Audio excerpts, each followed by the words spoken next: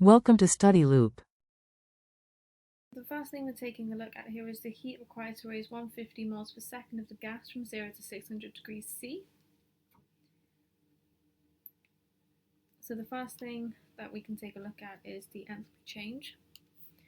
Delta H hat equals integrate within the values of the limits of T1, T2, Cp, T, dt. We've seen this equation a lot of times before, the limits being 600 and 0.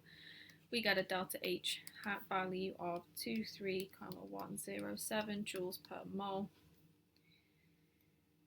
Then we substitute 150 moles per second for N dot and 23,107 joules per mole for delta H hat into the following equation, that is Q dot equals N dot delta H hat.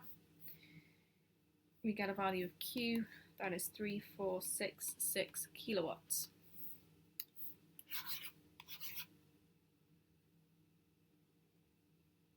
So now moving on to the second part. We're solving for the heat required to raise 150 moles per second of the gas.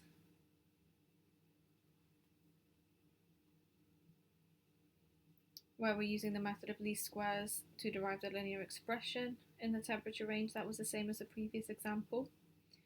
We find that we have a new Q value of 3471 kilowatts. So the estimations differ in very small amounts. So generally in the first part, this would be more reliable because a linear fit is forced in the second calculation to get Q dot here.